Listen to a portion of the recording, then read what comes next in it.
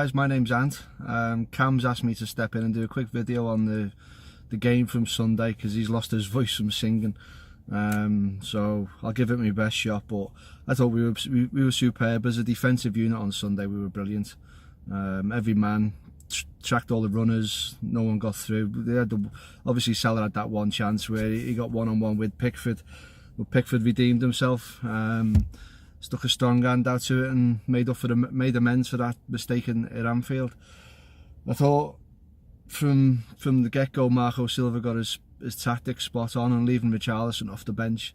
Even though Walcott didn't particularly do too much in the game and went missing a little bit, I think keeping Richarlison back for the last 20 minutes or so was a good move to make, because it changed the game a little bit. In the last 10-15 minutes, we were the team who looked like scoring. I say Goodison Park. I've been to many games over the years, and I can remember a number of derbies. I don't ever remember the atmosphere like that before. I think the club itself got it spot on. Whoever put that Tony Bellew's head cars on, and whoever decided to do it needs a pay rise. It was a masterstroke because it got the crowd fired up, something wicked. And the guys in the dressing room would have heard all of the crowd, and it just made the whole atmosphere on fire. It was electric. I said Cameron lost his voice from singing. My voice, mine's come back now, but I was a bit coarse on Sunday afternoon. It got the players riled up. That you could see there was a bit of fight in there. There was a bit of desire and passion to close Liverpool down, not to give them space and time on the ball. We were tight as a defensive unit across all the lines, especially the defence. I thought defensively we were superb, and I think moving forward as well, that's where we need to be. We need to be getting clean sheets and 2 on the bounce now. If we can keep that rigidity at the back, and get the guys up front popping a few goals in here and there, we can make a bit more of this season. It's been dead disappointing. It's been dead disappointing for everybody.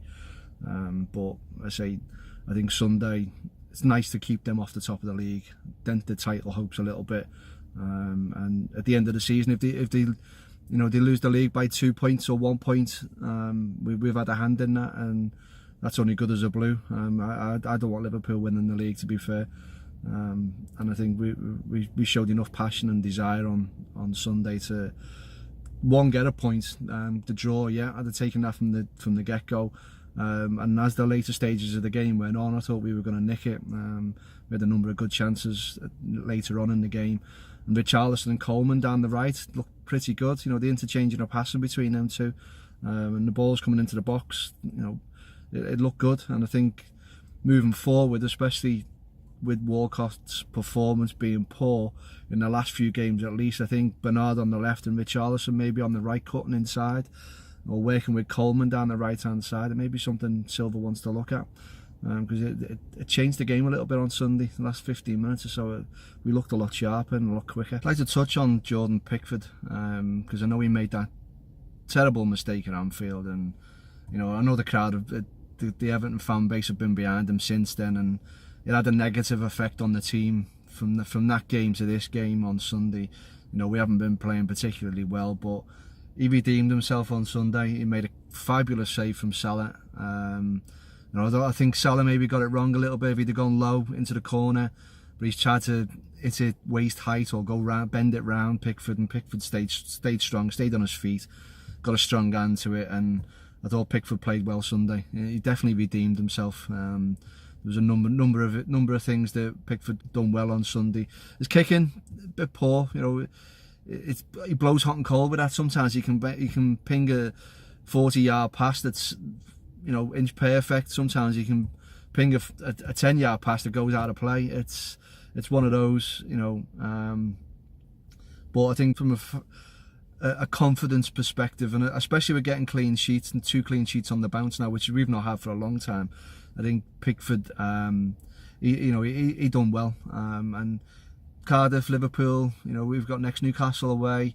If we can just stay tight at the back, do what we're doing defensively, like we did against Liverpool, not concede stupid goals, I think we're getting to a good place that we can build on them for next season. You know, that we've got between now and the end of the season, for them players that Silva's got, they need to go out there each week in, week out now and prove, you know, I want to be in your plans for next season, and I want to be part of what we want to do.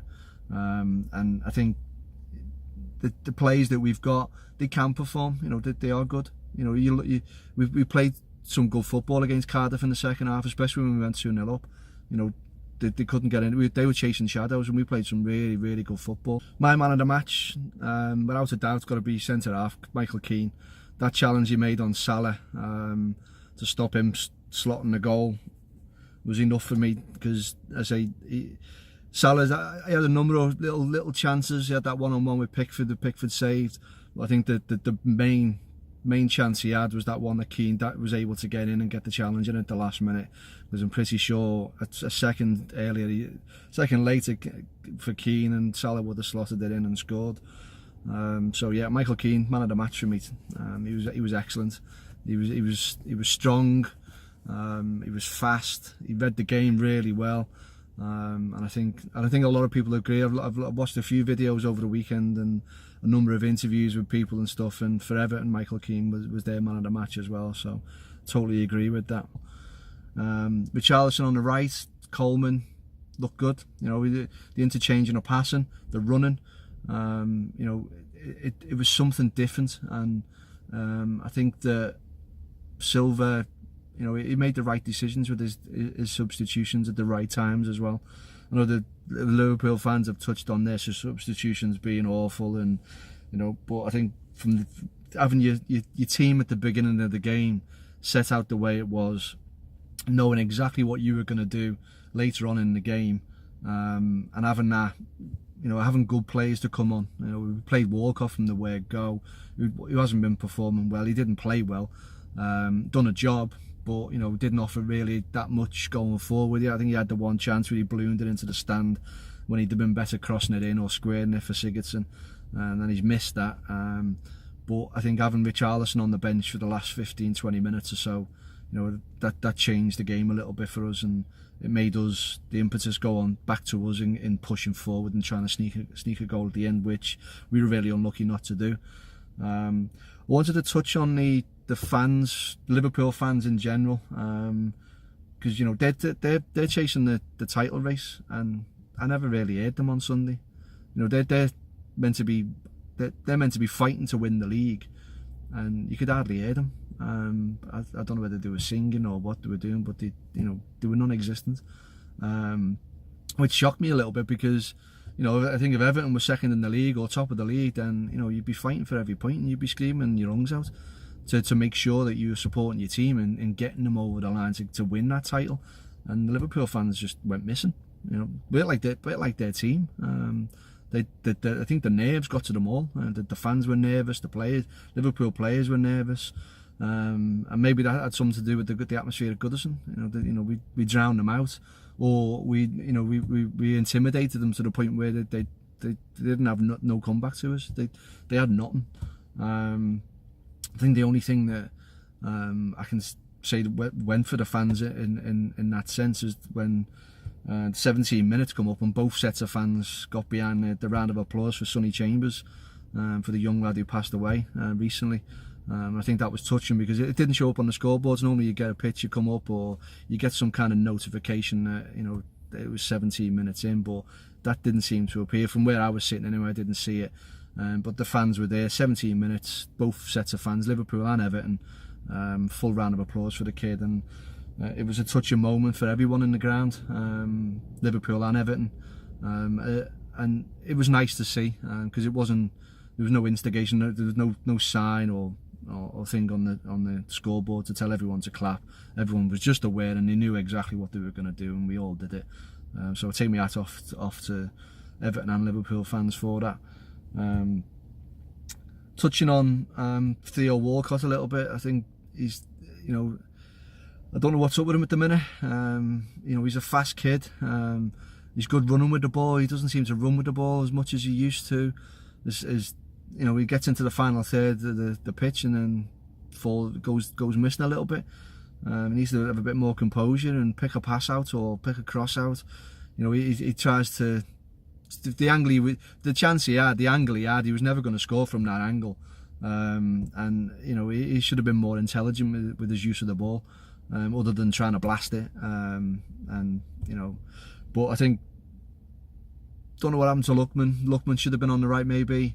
So I don't know where Silva goes with this, because I don't know if I want to see Walcott playing until his performances improve, because he's just not been good enough. I think I'd like to see Bernard on the left and Richarlison on the right, and having them two go down the wings, because I think Coleman and Richarlison look really good when Richarlison come on. You know, I think they were the ones pressing forward, and they were the ones putting Liverpool under pressure and creating our chances later on in the game. So I think that's what I'd like to see more, especially against Newcastle. I'd like to think Silva changes that. But we'll see. We'll see what happens. I say there's only so much time left now between now and the end of the season, and I think whatever games we've got left, people can say they're not in games because we've got nothing to play for. But I think the players have. I think the players have got to prove now.